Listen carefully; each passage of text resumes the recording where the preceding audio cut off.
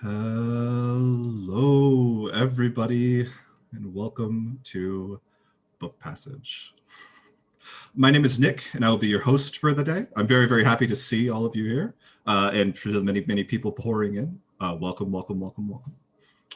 We here at the bookstore, and some of us now at home, are all very, very excited to bring you some of the best authors and conversations you can find out there on the internet. And we are forever grateful for all the support you've shown us in the past, but particularly the support that you've shown us this year. A big and quick reminder that although we are always very grateful for you to support us as an independent bookstore, wherever you are in the world, we are also very happy if you support the independent bookstores that are out there near you. Just a new thing for us, we are streaming on YouTube, so please consider subscribing. It doesn't cost you anything and really does help us out. There's a little red button just below the screen where you're looking right here. If you also want to be alerted anytime that we go live, then there's a little bell right next to that subscribe button. If you click it, it'll alert you every single time that we turn this stream on. And it might be very useful, even if you don't pay very close attention to our subscriber letter. Remember, if you want to check out Lowering Days, this is in fact a book talk. Oh, fancy. Make sure that you go on to bookpassage.com. You can purchase things there. I will also put a link in the chat of Gregory's book and also Madhuri's book, and a number of other things as well. And that would be very, very pleasant if you went over and gave us a visit over on our website. Finally, if you have any questions for tonight's speakers, please write them down in the YouTube chat. They're just to the right of the screen that you're watching right now, or perhaps just below it, depending on what viewing mode that you have. We don't get to every single one of them all the time, but we do our best to take a look at them and answer them if we can. Thank you very much. Now, on to tonight's guests. Gregory Brown, who grew up in Penobscot Bay. His stories have appeared in Tin House, the Alaska Quarterly Review, Shenandoah, Epoch, and Narrative Magazine. He's a graduate of the Iowa Writers Workshop and is the recipient of scholarships and fellowships from the McDowell Colony and the Bread Loaves Writers Conference. He lives in Maine with his family. The Lowering Days is his first novel. In conversation tonight, we have Madhuri Vyas. Oh no, I tried. The author, who is the author of The Far Field, who was in our bookstore just last year, or I guess 2 years ago now. Oof, time. This book, The Far Field, won India's GCB Prize for Literature and was a finalist for the DSC Prize for South Asian Literature. She is the recipient of a Pushcart Prize, and her fiction has appeared in The New Yorker, Narrative Magazine, and Best American Non-Required Reading. We are so lucky to have these two here with us today. Now, Madhuri, Gregory, the floor is yours. Thank you so much for the introduction. Thank you, Nick. Madhuri, Thank good you, to Zach. see you. Yeah, thank you. It's nice to see you, Greg. It has been a very, very long time, and I would not have predicted that this is where we would be meeting after No, nor a would decade. I. But I'm glad that it is. I am glad. I wish there were other opportunities and we're meeting in different circumstances, but this is so good to see you. And yeah, who would have thought in the Zoom universe? Here we are. And congrats to you on a wonderful book. Thank you. All right. So here we go. This is my first Zoom interview. So forgive me any lapses, any pauses, and any total technological meltdowns. I will try to avoid all three. All right. Hello, everyone, and thank you for joining us this evening from wherever in the world you happen to be. My name is Madhuri Vijay, and I'm thrilled to be here talking to Gregory Brown about his wonderful debut novel, The Lowering Days. The Lowering Days is set in a tiny, close-knit Maine community. And I'm going to show you my ARC because I still haven't managed to get my hands on a real copy. It's set in a tiny, close-knit Maine community that, like a boat or a piece of driftwood, rides the current of two incredibly powerful forces, history and nature. The people of this community, whether they are male or female, child or adult, white or native, are constantly being buffeted by these forces, and they must, as the narrator David Almarin Ames puts it, find a way to stand in the flow of history without being crushed by its weight. In the lowering days, as in life, some people are able to stand in the flow, while others are crushed and washed away. It's a novel whose landscape, both physical and emotional, is rich and ever expanding, whose characters are intensely memorable, and whose questions are troubling. In short, it is a novel that all of you should go out immediately and buy and read. Now, as we said, I've known Greg for a decade now. And so on a personal note, it's a real pleasure for me to take part in the launch of The Lowering Days. And I really look forward to discussing it with him and to taking questions from all of you. Thank you to Nick and to Zach and to Book Passage for hosting us this evening. It is a wonderful bookstore, as many of you well know. Thanks to all of you for being here. And finally, thank you, of course, to Greg, both for writing this beautiful book and for giving me the chance to ask you very nosy, long-winded questions about it. I look forward to it. You're very welcome. I've been waiting for that moment for a long time. Being asked nosy, long-winded, and what I know are lovely and smart questions by a writer and a person who I really admire and respect. So, thank you so much. Yeah.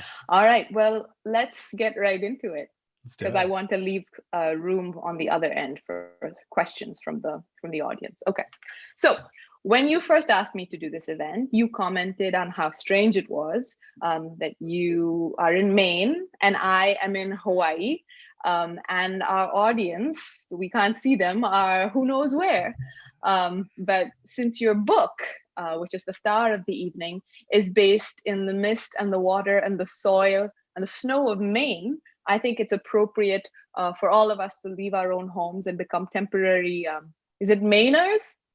It's Mainers, yeah. It's Mainers, okay. You totally, you got it. It should be Maniacs, don't you think? I mean, I'm sure I'm the first person to make that there are joke. outlying groups that, advocate for that, but... Well, I think we should all become temporary Mainers or Maniacs for the next hour or so. So to that end, would you read a passage from The Lowering Days for us and set the scene? I would love to. I think I'm going to read from the start of the book, just as a way to bring everybody into the world of the book. It is set in the Penobscot River Valley, a fictionalized version of that place, which is also where I grew up and not far from where I still live. So I'm going to begin right from the beginning. The book starts with a very short italicized passage. I've always kind of thought of it as an incantation into the world of the novel. So I'll begin there, and then I'll read a page or two from the first chapter. So here we go. What's the story of this place? This valley, this river, this bay? The story of this place? The story of this place is simple. The men take the women away, and the sea takes the men away. But how do the men take the women away? Love, fists, knives, pregnancies, money, guns, words, love. How does the sea take the men away? Very, very easily. Just a little swoop of wind, the leap of a single mischievous wave. It's like taking a breath. That's all freedom ever is, the ability to breathe. Try it. Open your lips. Press your tongue down against your back teeth. Close your eyes. Yes, sugar, just like that. Now take a breath. Make it small. Think of a newborn's lungs, no bigger than a clementine. Now take that breath. You feel it? Of course you do. There's another man gone by the sea. And what does the land do through all this? It cries out for justice.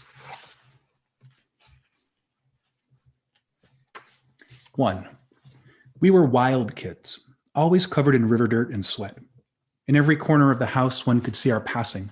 Ochre footprints slapped across kitchen floorboards, sand spilling from our beds, mud from our hands smeared along cabinets and door handles, and the hulls of the miraculous boats our father built. With the windows thrown open in summer to the river, and the calling of owls and coyotes and wood frogs, it sometimes felt like the line between the world inside and the world outside vanished. Perhaps that's why my brothers and I never questioned our parents' ability to summon each other back from both short and great distances. It wasn't until I was grown that I realized this was unusual at all. Certain cultures believe a song or chant voiced in one place can be heard in another place many miles away. Passamaquoddy people talk of moto'olin, ones with extraordinary spiritual powers who can hear for great distances. All these years later, I am still convinced my parents carried some similar summoning magic. And while I don't have the language for such a thing, I know only this: love should always be able to call love back. That seemed simple enough to us as children. My name is David Almer Ames. The other day I woke with a sudden need to make sense of old things before more new things came on. I guess this isn't so unusual, but by giving myself permission to freely survey the lives I grew up among, moving from one household into another, much like the river that surrounded us, I'm hoping to stand in the flow of history without being crushed by its weight. I'm a doctor now, and while one might think I'd seen enough absurdity to throw my hands up to time and chance, the secret curse of being a caregiver is the hunger for control. Every malady has a potential cure if you get to it soon enough. So it is that I've often thought about what could have been stopped had someone gotten between my father and Lyman Creel when I was a teenager. But I'm talking now of mystical things, of surreal places and impossible tasks. To begin the right way, we must start with the Penobscot. The Penobscot River rises from the mountains and lakes of northern Maine and runs down the state like a spine. It shares its name with the Penobscot people, who were the current and original inhabitants of the river and ancestors of the waters. The Penobscot Nation, along with the Micmac, Maliseet, and Passamaquoddy tribes, were known collectively as the Wabanaki, the people of the Dawnland. For thousands of years, they'd been the first people here, until, as prophesied in the visions of elders, ships filled with white faces came from the east, sowing impossible sadness. It was in the east as well that healing was supposed to start. The Penobscots ran their nation from a mile-long island rooted in the river, and their ancestral territory included the entire watershed. The river, its water, its banks, its islands, and Penobscot Bay, which over time had become my family's home as well. 30 miles downriver from the tribe's island reservation, a small tributary took one final detour through the woods and around our house before rushing to the sea. As kids, we called this artery the Little River because it felt like ours. Of course it wasn't, but we were children and didn't yet understand the danger of thinking land was something one could own. Down in the woods, a narrow peninsula jutted into the waters. My parents, Arno and Fallon, built a long dirt drive out to the peninsula's end, then cleared just enough timber to frame a small post and beam cape. Salt pulled down from the nearby sea permanently colored the dirt, and the drive was as hooked and white as a human rib bone. Dogs we owned spent hours out there licking the earth. During the big storms, we thought the entire peninsula would wash away, and we considered retreating to town to stay with friends or relatives. Stubborn, stalwart, deeply rooted to the bottom of the river, the land remained, and so did we. I'll stop there. Wonderful. Thank you so much, Greg. Of course. It's remarkable how quickly you create not only the sense of a home that your narrator experiences within the house, but beyond the house, there is the river, and beyond the river, there is the entire valley, and beyond the valley, there is the entire country, and beyond that, there is time.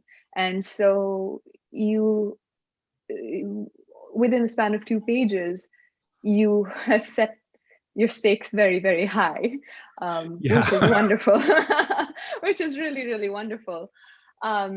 Your narrator, who we just heard from, David Almer Ames, Almy to his family, is one of 3 brothers who grows up along the Penobscot River. David's father, Arno, is a skilled, an extremely, almost mystically skilled boat builder.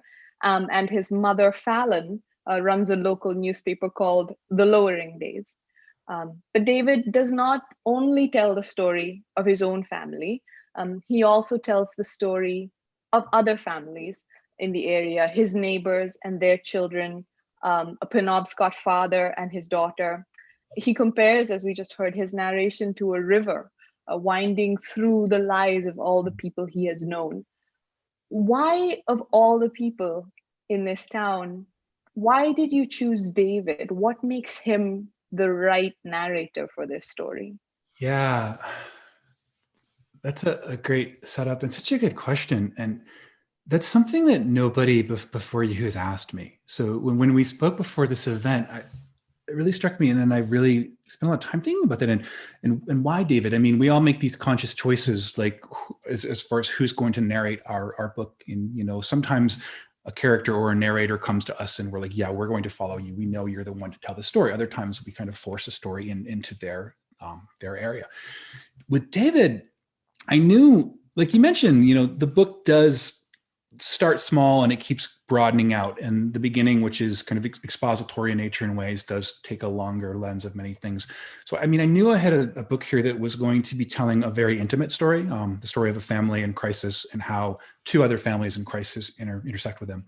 But I also knew I wanted to tell this kind of broad story of a place and of a community and of time in this place. So I needed this kind of more sweeping structure, and I knew I wanted to narrate it in the first person. There's something about that to me that just feels kind of like this classic big Greek tragedy where we're having one person kind of guide us through the story. And I wasn't sure who the guide should be. For the longest time, I was trying to write first-person sections or adopt a first-person narrator. And I tried writing from all three of the brothers' perspectives. I tried narrating the book from Molly's perspective. I tried narrating the book from Fallon's perspective. But I kept coming back to David for a couple of reasons. One, he's the youngest in his family, so I think that puts him in this position of being the observer. I thought a lot of my aunt. Actually, my father has 4 siblings, and so 5 of them total. And my aunt was 10 years younger than anybody else in the family, and she always noticed the most interesting things. And she has all of the stories about everything.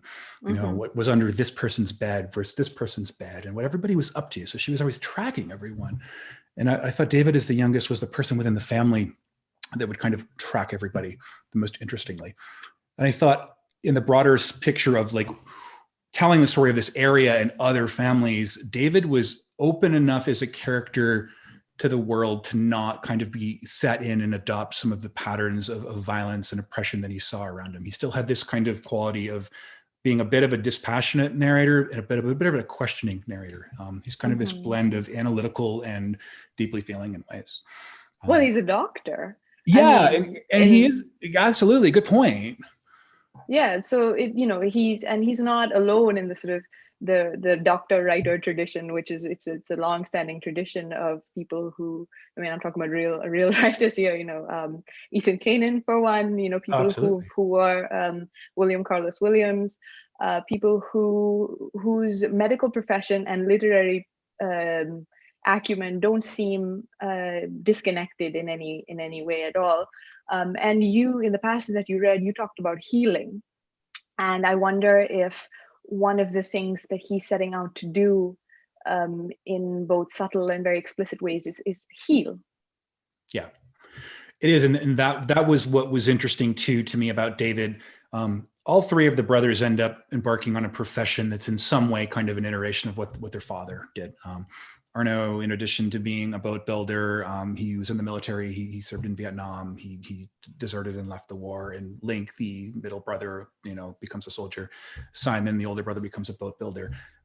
When Arno was in Vietnam, he was a combat medic. He wanted to save people. He enlists in this conflict because he wants to go there and help people.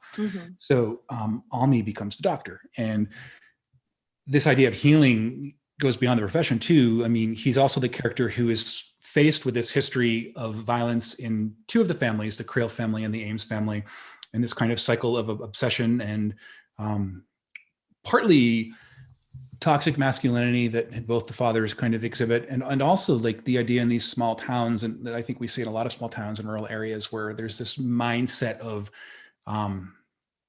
people being resentful, people being harmed, people being hurt, and people carrying that hurt down to others. So David is interested in kind of breaking that cycle. And, you know, what does it take to like reject a pattern or a tradition of violence or resentment for a life of compassion in a place like Seal Point? So yeah, healing is like at the heart of David's consciousness in a lot of ways, which made him the perfect fit as a narrator for this book, which is preoccupied with what it means to heal things. To heal things. And interestingly, other characters of the novel also try to heal things, but they do so in very different ways.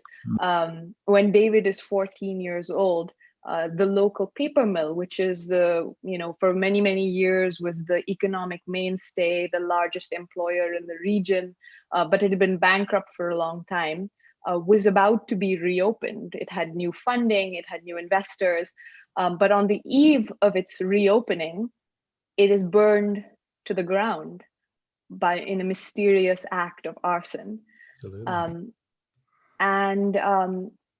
Some people in the town, which is a very small town, rejoice because the mill was a huge environmental disaster, and is always the case with these things. The people most affected are the indigenous, the local people, the Penobscot people in this case, while other people see it as a complete tragedy, an economic tragedy, as in fact it is.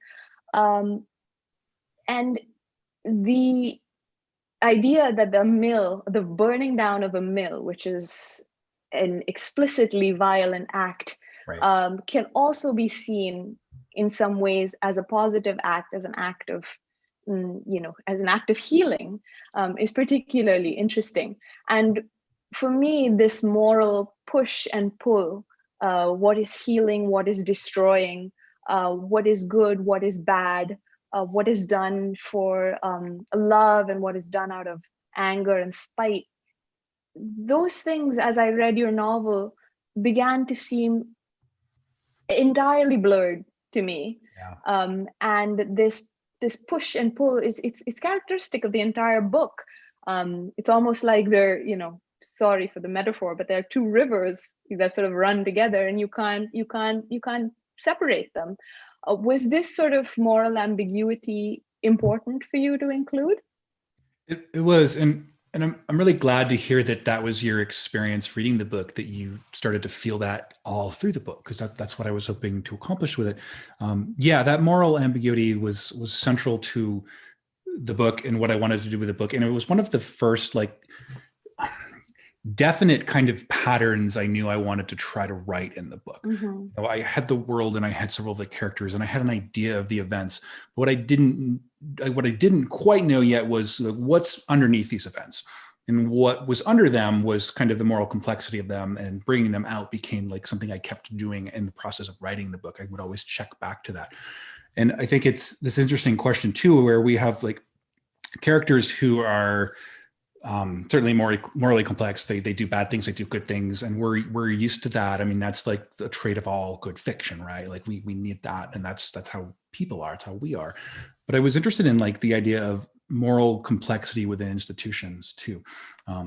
For instance, a paper mill, like it's this great polluter of the environment. It's in this tradition of using the land for something that supports industry and supports livelihoods, but causes harm to the earth. And it also causes people to get locked into this cycle of like mill work and degradation and being made machines themselves. At the same time, a mill is like a community. It's kind of its own ecosystem. And there's a lot of like good in that. And there's a certain identity that people who work in mills claim. So the good and the bad was always kind of up for me. And I found in the book that I would often look at things and kind of ask myself, like, where is the balance or the line between like a right action and a wrong action? And if something's a right action and still legally wrong, where does it then fall? The burning of the mill being, one of those in the book. Arno deserts. He leaves the military, where Lyman, kind of the dad and the counterpart family, he stays and serves and is honorably discharged. That Arno is kind of celebrated in his community and Lyman is vilified. So Arna's desertion is a crime at the time, but it's like, it's a right action. He's leaving an unjust thing. So I found that, this kind of question about a right action versus a wrong action was really important to me and important to this book. And also, like, what's a corrective action? For Molly, like the burning of the mill, yes, that's arson. It's a crime. It's morally justified for her in that she's preventing this thing from doing further harm to the land and to all of the people in the Penobscot River Valley. Molly, we should say, is, if people haven't read the book, is a 14-year-old Penobscot girl who we'll talk more about later. Yeah, go on. Thank you. That's a good bit of context to include. So for her, I mean, this arson it's not a destructive moment. It's a corrective moment.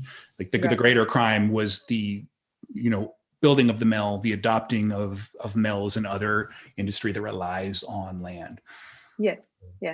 So healing is not a word with a single definition, and neither is the word crime, and neither is the word benefit. Right. These are all sort of words that are contingent upon a whole lexicon of other words. And don't the best words have like many sides and many definitions and ways certainly, yes, and then they can be molded, and they can be turned completely on their heads by anyone who is either honest enough or, on the other hand, cynical enough to do them. So your book really made me think about all of that, not just in the world of the book, but around me, and in my life and in my history, and I found that very, very moving. So thank you for that. Oh, thank you. You're welcome. So you already gave it away, but it comes to light. I know. I'm ruining the script. I know. How dare I?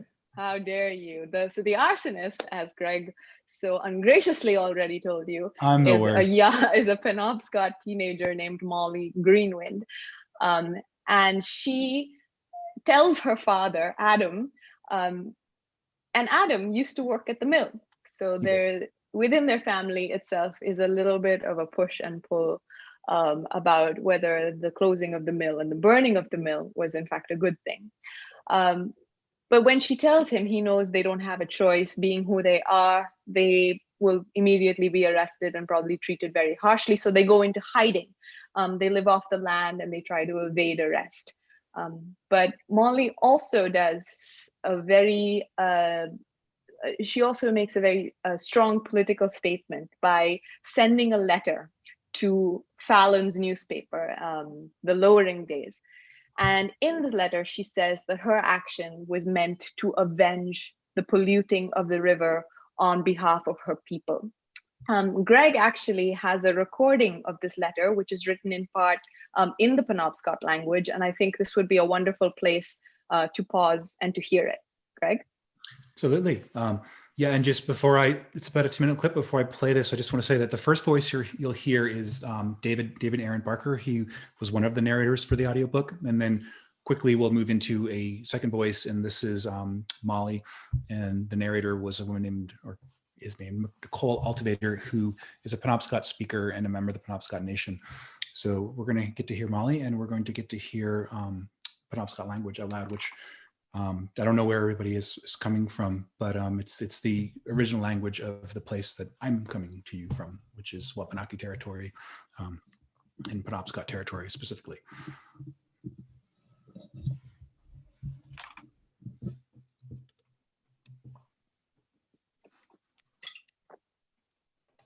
After the fire, a letter arrived in the mail at the Lowering Days. It was written on a brown paper bag instead of dioxin-bleached white paper. Dear readers, this paper is run by a white lady, but she's a white lady who cares. Her heart is in the right place. She gives us the space to be seen and heard. Willie Winnie. This paper has also shown it cares about truth for everyone, whether human, white, Penobscot, mountain, tree, river, or air. So this paper gets the truth. Ganudaman, Wazel Mu Nazibum, Wazel Moltawag, Ach Nadolabama, Bonawapscaria, Giz, Abajile, Agalabemu, Wegaluke, Winila, Benawapscaria, Ada, Abajilakwe, Nij, Nawinchin, Dol, Dinana, Ada, Abajilakwe, Nij, Nalida Hasol, Dinana, Nij Nichkinki, Nij, Wanij Gizol, Dina, Awinuchuk, Nagabanawapscaria. The fire I started was meant for the mill only, not to hurt anyone else. I acted alone. To the mill, this is for the river who you harmed, my people who you poisoned, and all the men and women who had to make themselves into machines to keep you alive. I think it's good you're gone. Some things have to stay dead so others can come back to life. To my people, Nudeldaman, Achi, Polita Hudaman, the river is us. We are the river.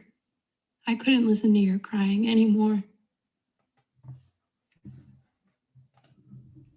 There we have Molly's letter. Thank you.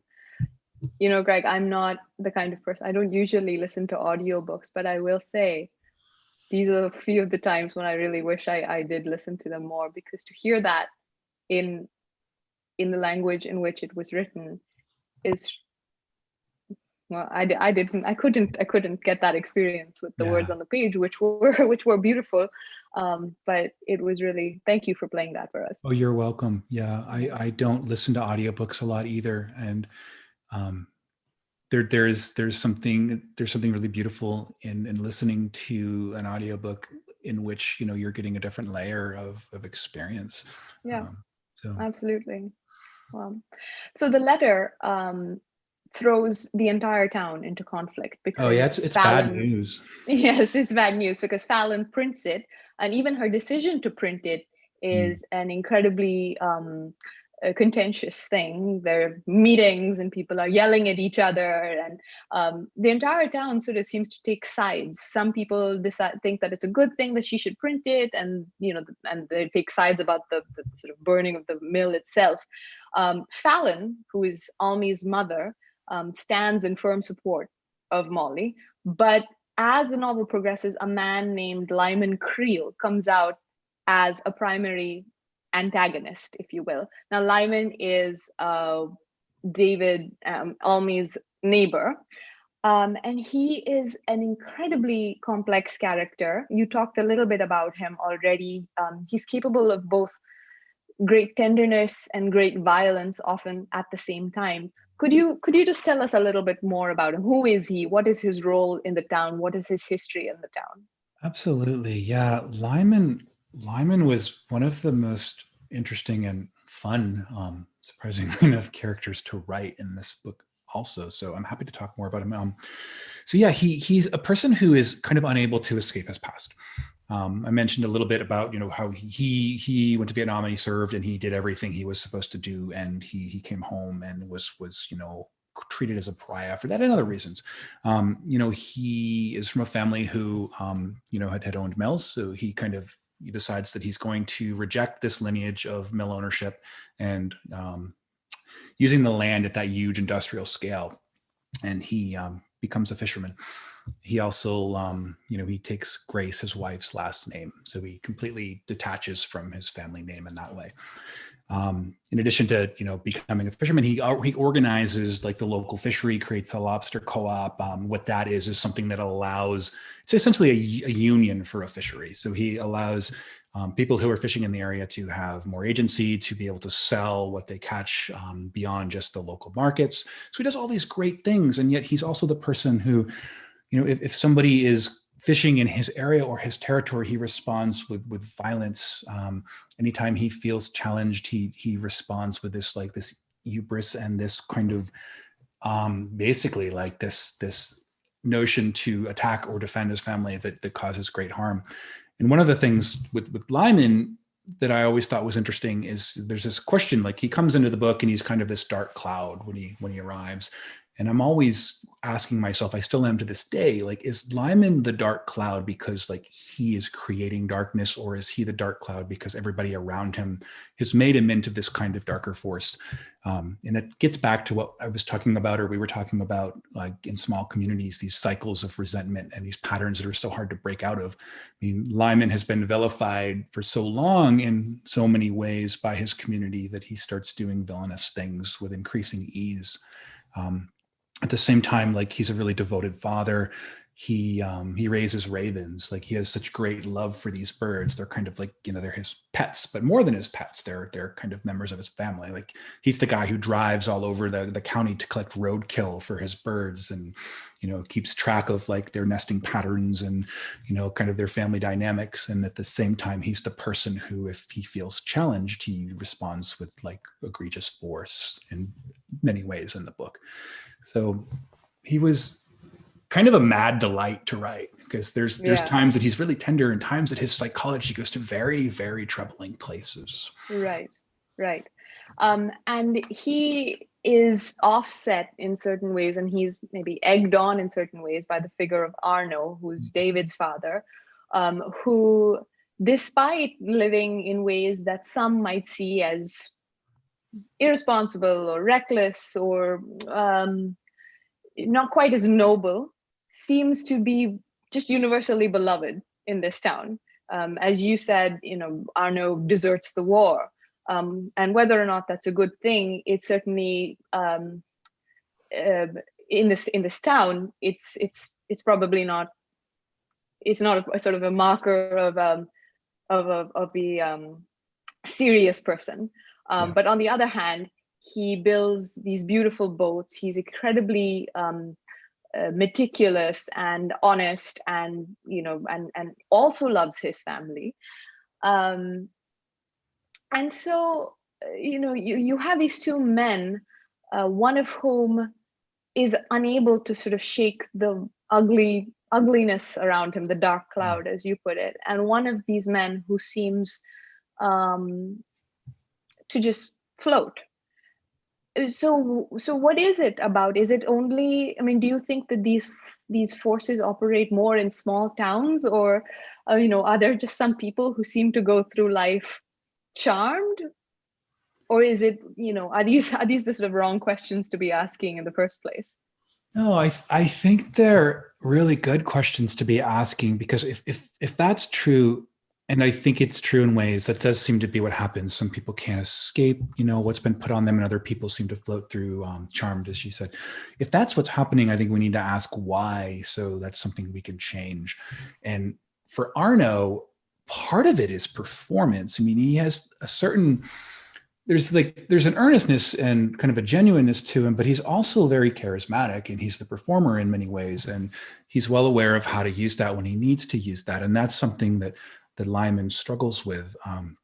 So I think just being able to see people for who they are and support them being who they are, not being who we think they are, not being who they're trying to be with a performance, is really crucial, whether it's a small town or a very large town. And I know in the Loring days, one of the things that happens with both Arno and Lyman, is, you know, and all of the characters have this, actually, these patterns of obsession, these wormholes they kind of fall down. For Fallon, it's the paper. That's what she pours everything into. And for Molly, it's the act of the fire and what will come after the fire.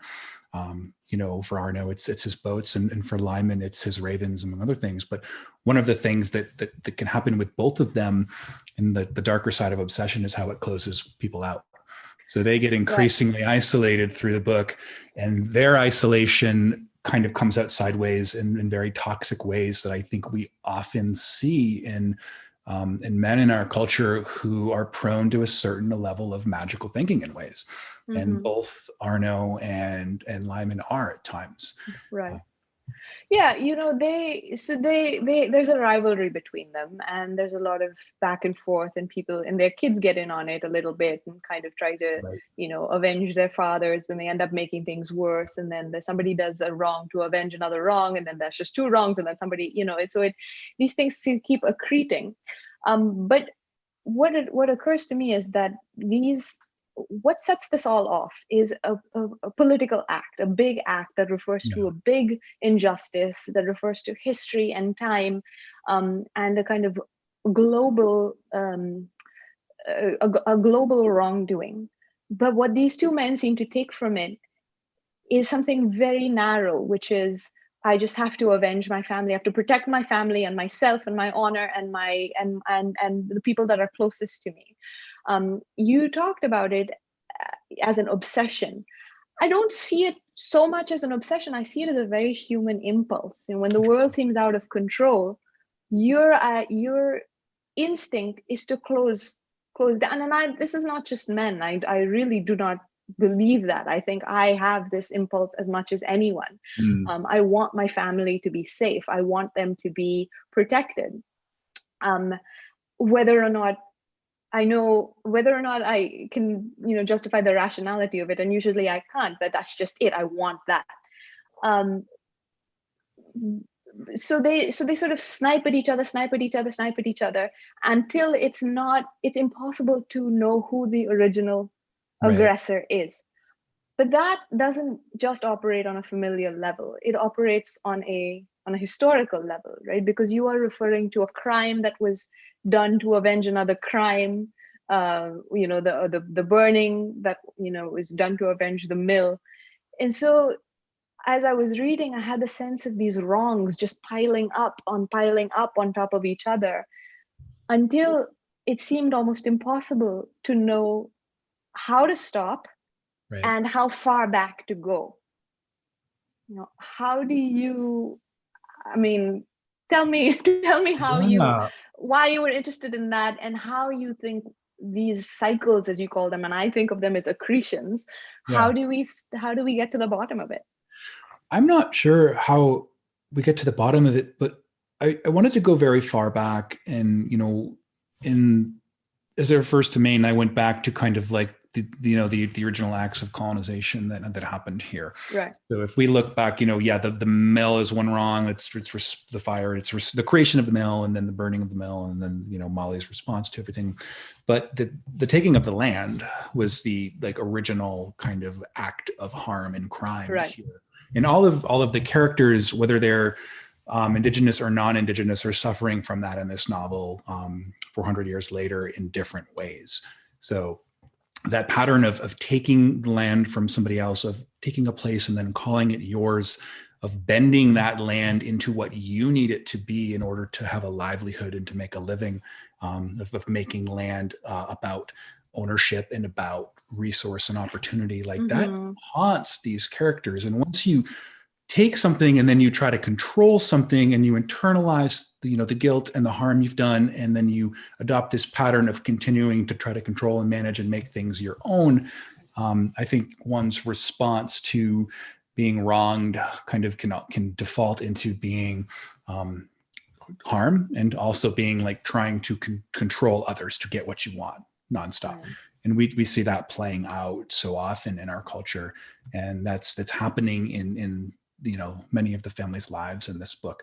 So David is faced with he has an awareness of this as a narrator and a child and an adult, and he has a growing kind of understanding of this in the context of the story that unfolds in the book. And then he's tasked with this choice to stop a pattern of taking, of trying to control, of owning, of dominating others, and embrace a pattern of being compassionate towards and holding up and healing others. So I don't know how to change it. It's I think just to continue acknowledging it and just doing personal work in any way is the thing that's going to ultimately make it better. Yeah, no, it's not. It's an unfair question to ask. It's no, it's such an important question, and it's something we all need to be talking about. So it's not an unfair question at all. Yeah. It's a hard one to answer. Yeah, certainly is. Well, I'm glad you brought up the land, and it seems almost ridiculous that we've gone so long without talking about the land, because the land, the soil and the trees and the landscape of Maine is such an integral part of the book. And Almi, as a narrator, is extremely sensitive to it. He's always paying attention to the moss and his finger, the way his fingers feel in the moss, and the sound of the leaves. And a lot of your characters, you know, I do have this history of exploiting the land, but they do genuinely love it. They do love it. Lyman loves his ravens in a way that doesn't at all feel exploitative to me. Yet, you know, there is the history of exploitation. And, you know, you as a writer, one of the most beautiful aspects of the novel is the way that you write about the landscape. And it's evident how much you love it. I often had the sense for your for your characters that the boundary between human and animal, and human and tree, human and water kept getting blurred. In fact, I think Arno, Almi's father, has daydreams in which he becomes a bird, becomes a fish, becomes mist, becomes driftwood. And at the same time, when you write about nature, it's not at all, you know, anthropomorphized or cheesily, you know, sort of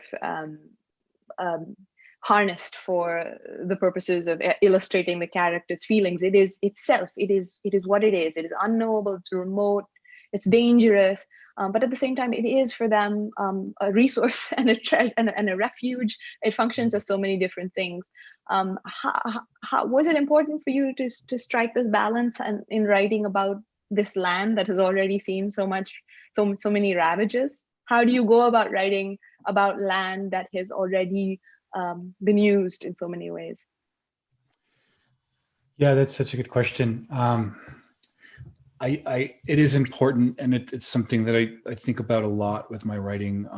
You know, for me, it boils down to like treating land like something living, which it is.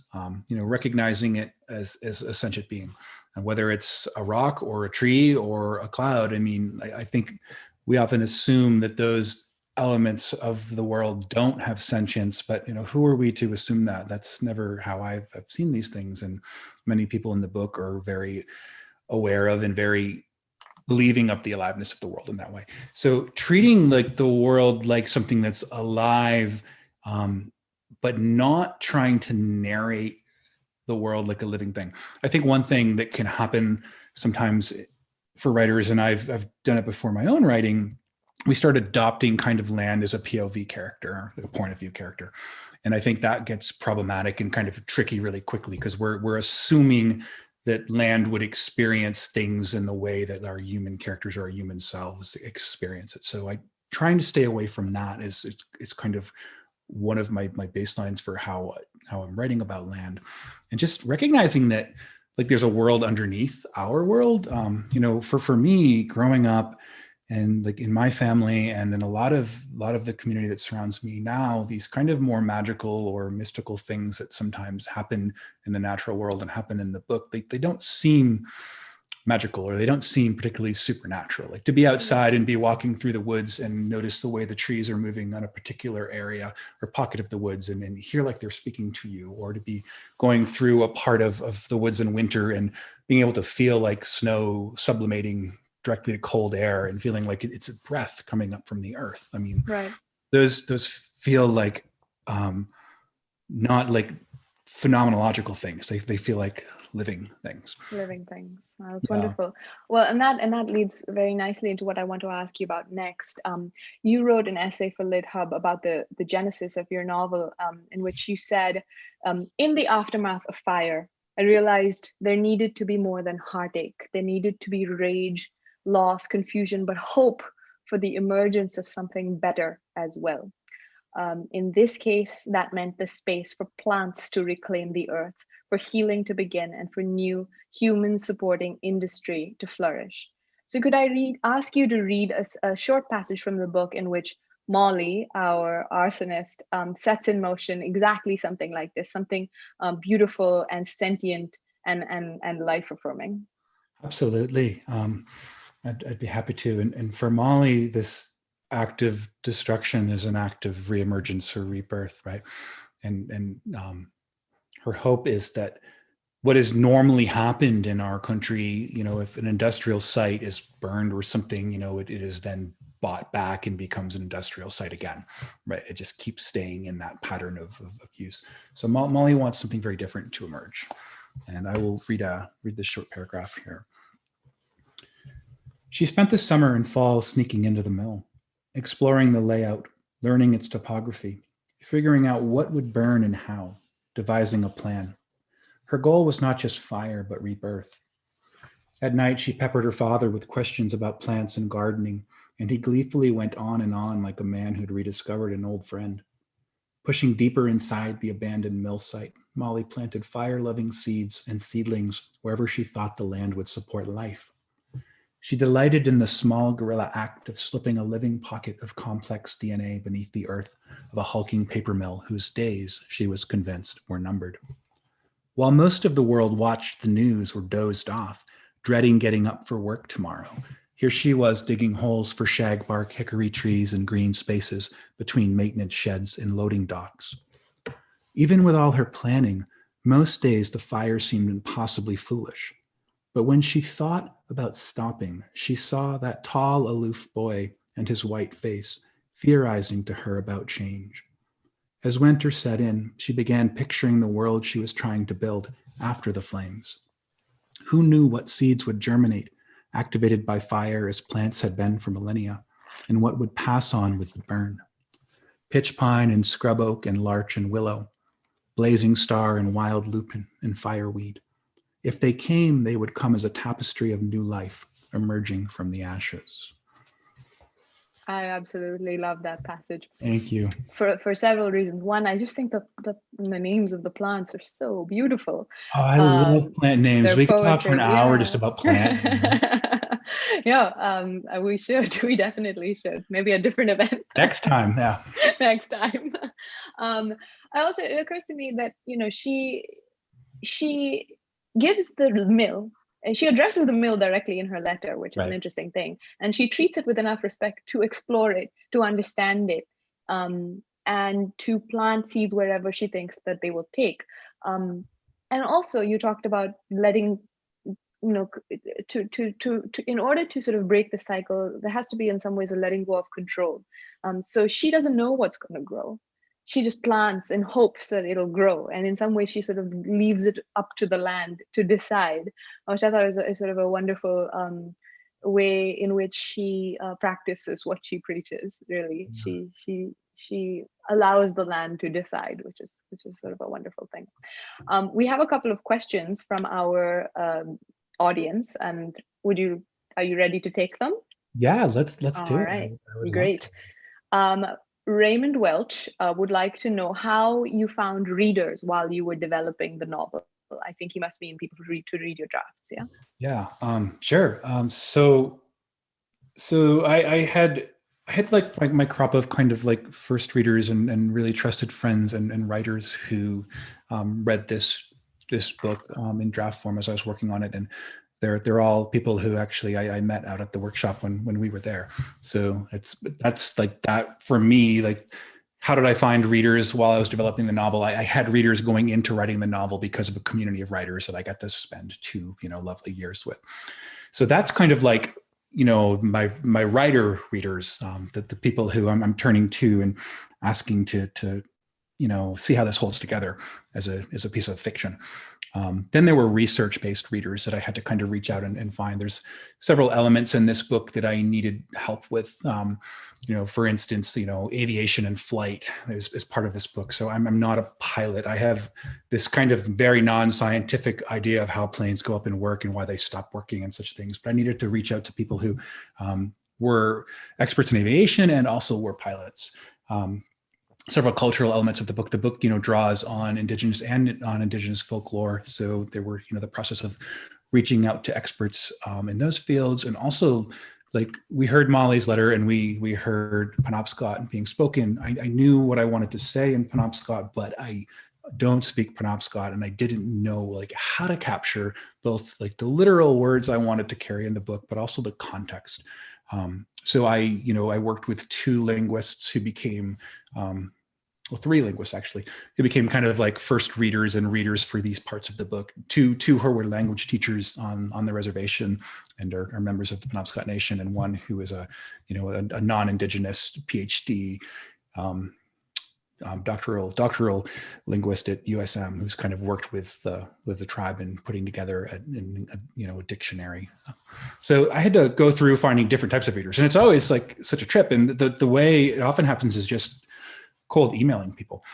I wanted to learn more about, acts of environmental justice or ecoterrorism, depending on how you want to talk about that debate. So I started reaching out to all of these professors of environmental justice across the country to kind of unpack potential similar events that may have happened, and if there's anything of a historical parallel in our country for what Mali does, and how communities actually respond to these types of actions. And so it was just fascinating, and it's something that I never would have thought of doing when I was younger. But now I'm like, I'll email this professor of this thing and see what they say and see where it leads. Right, just ask someone.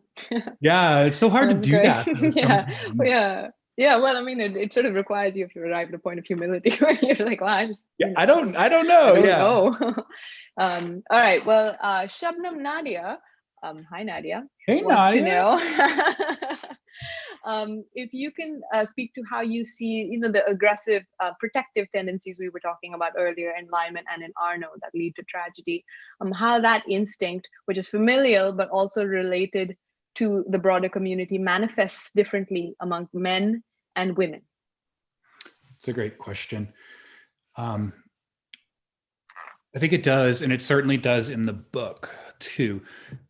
So in the book, I mean, Fallon's protectiveness and her like fierce love for her children and her family is always very present, and she rises to these occasions of like kind of buttoning down and protecting them and trying to stop the outside world from harming them.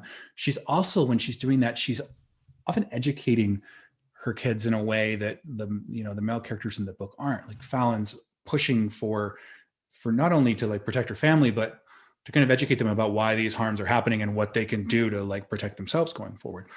And I think sometimes, and for some men, the response can be a little more towards like immediate force or violence, or just like the posturing that we see that's like so kind of ingrained in certain like, masculine tropes and ways. So in the book, one of the things that I think is an interesting distinction between how like the male characters and the female characters respond to threat to their family is that the history of the effect of the war on both of these people. I mean, one of the reasons that Arno and Lyman respond with such kind of egregious force to perceived threat is because of like what they've been through in serving in Vietnam and the trauma they've experienced there. So that kind of like perceived threat to the family, whether it's a real threat or just a lighter threat, triggers them in these ways where they're like, it's all on. I'm hyper vigilant. So I don't know if that really answers that question, but I think there is a very big difference. And I think in the book, the difference is that the women are interested in something much more complicated than just like hurting or stopping the person who's about to harm them. Yeah. And also it seems that your women are always keeping one eye on the broader community as they keep one eye on their families, whereas the men seem sort of to forget that there's a broader community. They do. And in my life, like the women in my life are always the most protective and still are. And I so appreciate that. Yeah. Wow. Well, Greg, I know we're coming to the end of our hour. And this has been a really wonderful conversation. I love your novel, as you know, and it made me so very aware of the world in which I live, of the place in which I live. We talk a lot these days in many contexts about reckoning with history, but your novel reminded me that that's not exactly an easy thing to do, and it's not exactly a harmless thing to do. It can be violent in its own way. I live, as I said at the beginning, in Hawaii, and the things that you write about are playing out all around me. Native Hawaiians are trying to protect their water, their land, their burial grounds, their mountains. I don't know if many of our audience have been following or have followed the Mauna Kea protests when they happened. Elders were arrested. It was all very ugly.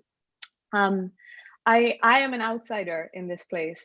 And so in some ways, my very presence in this place is an injustice, or at least an obstacle to justice. But I love this place. I want to live as ethically as I can here. And at the same time, I understand that absolute purity is just not possible. Now, your family has lived in Maine for what, 14 generations? Yeah. Yeah.